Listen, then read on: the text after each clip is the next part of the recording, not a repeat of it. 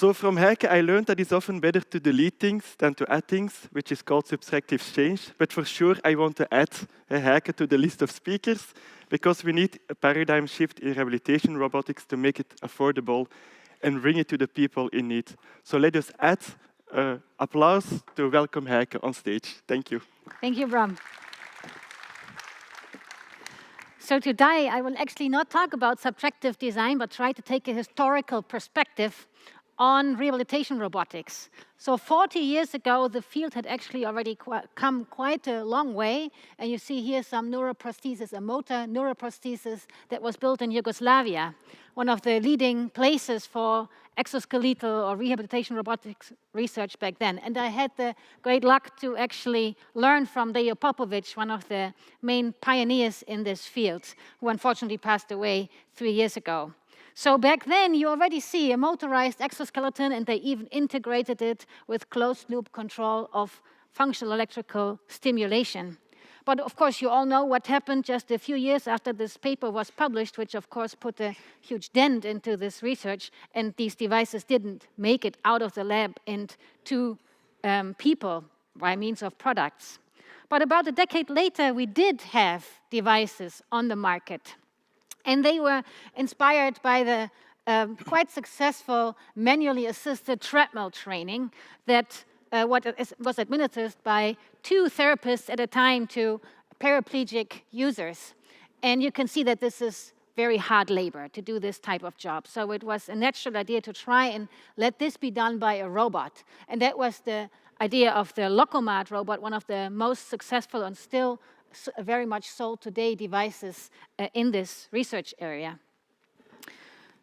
However, then people started doing studies with these devices, and the field was very, very optimistic about this type of therapy being successful, because now suddenly you could do many, many repetitions without fatigue of therapists, and you could actually impose a perfectly correct gait pattern on people. So one thought that this must, of course, be good for rehabilitation.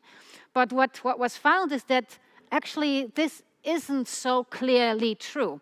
Or actually, in some cases, even the contrary is true, that conventional physical therapy, just the manual way of delivering physical therapy, is often a better route, leads to better outcomes. And one of the most influential studies was done by Heidler and Hornby and their team, and they were very optimistic about doing a multi-center randomized clinical trial with the Lokomat, only to find that actually people who got the control therapy performed better.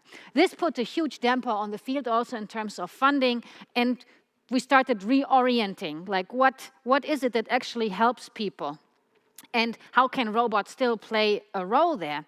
And one of those important ingredients is, or at least that came out of looking at many different studies that were done, is that patients actually have to participate actively in the rehabilitation. They have to be able to make errors, see the results of their own movements in order to learn from those errors.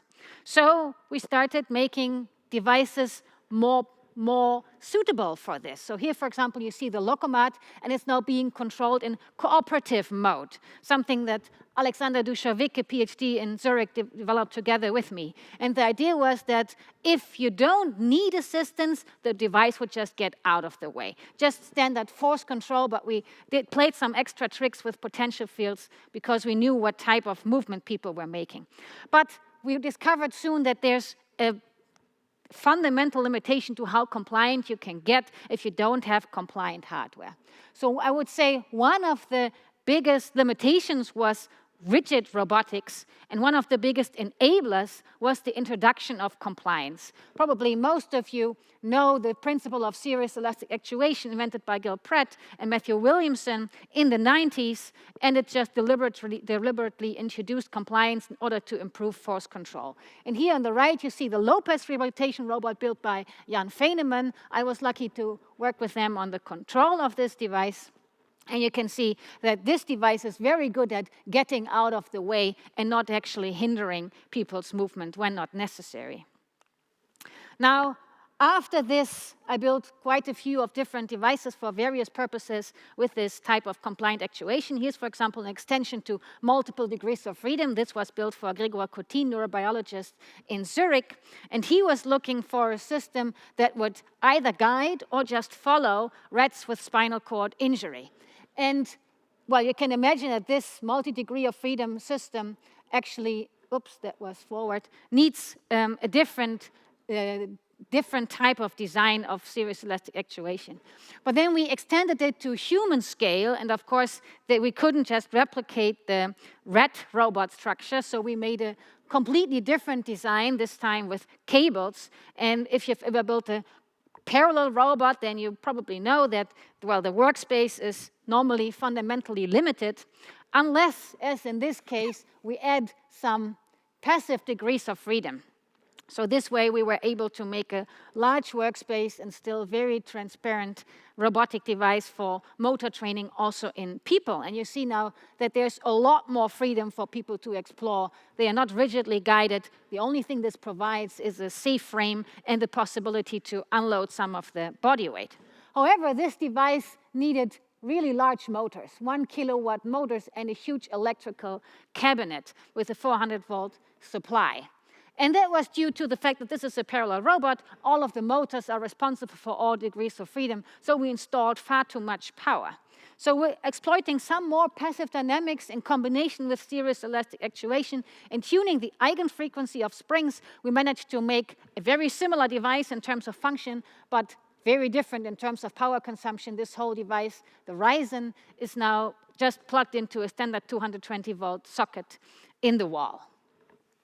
Okay, but of course, this is not the idea that you play around with the device. The idea is that you actually bring it to people who need it. And here's an example of the Ryzen being used in a clinic in Switzerland by somebody with cerebral palsy who's just exploring the capabilities he has in a way that he has maximum freedom, but just some safety and some extra support such that he's able to walk. And the therapists can use the device as a tool and shape the parcours and shape the task.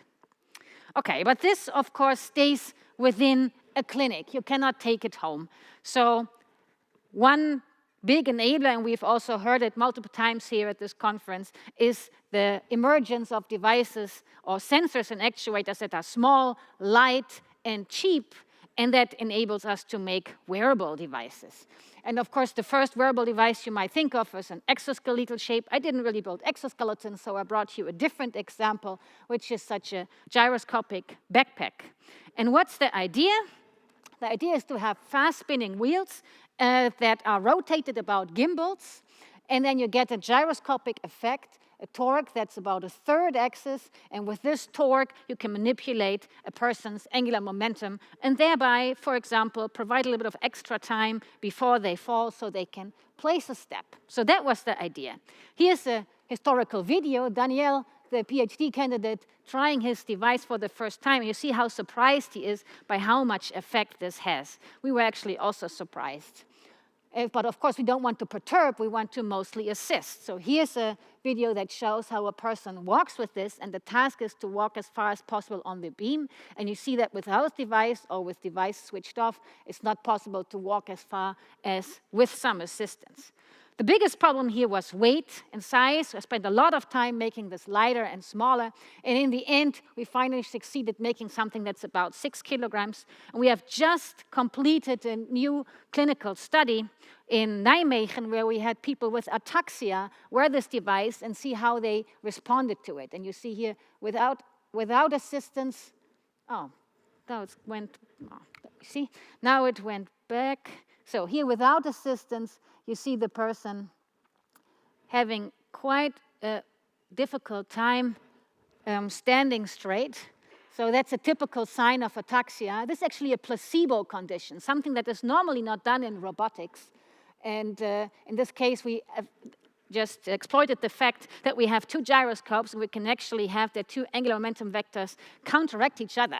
So it feels and it sounds exactly the same, but it just doesn't provide any assistance. And here with assistance, you can see that there's much less movement. The person is much more stable and able to control the posture. Something else that I would like to advertise, in addition to doing placebo conditions, which are often not done or also difficult to do in robotics, is to pre-register a study such that there's no way of later cherry-picking outcomes. Okay, but, well, the gyroscopic backpack is a very heavy device. It's not affordable to many people. So we're also looking at ways to just take the algorithm or the knowledge that we learned about how people fall and make something much, much cheaper. Together with a company that makes these airbags, we just made a hip protection device that saves people's hips. This is also now a commercial device, and it's actually quite successful in the Netherlands by now, and it just costs a few €100. Now, right now, of course, we are at the cusp of another big revolution, and probably like most of you believe that embodied AI will enable new things. Potentially, that's something that we want to explore, boost motivation, one of the biggest hindrances in robotic rehabilitation if you want to send people home and let them do exercises. And here's an example of a project that we're working on right now, and we're very much looking for collaborators. The idea of actually overcoming the problem that up there described earlier today, that if you make a robotic toy, people will play with it for 4 times and then they get tired of it. We would like to find out, is there a way we can make a robot toy so engaging that it actually entices you to keep on being physically active? That's the whole idea. We just want to make a sort of hybrid between a pet and an exercise device. And it looks like, well, it can be engaging, but we really don't know how we need to guide the behavior to make this a consistent effect. Okay, just a small outlook. What I'm working on right now is also other ways of supporting people's balance, not just during walking, but also during cycling. And this is an example of yet again another elastic actuator that can render cycling dynamics very, very realistically. Okay, with this, I'd like to close, and thank you very much.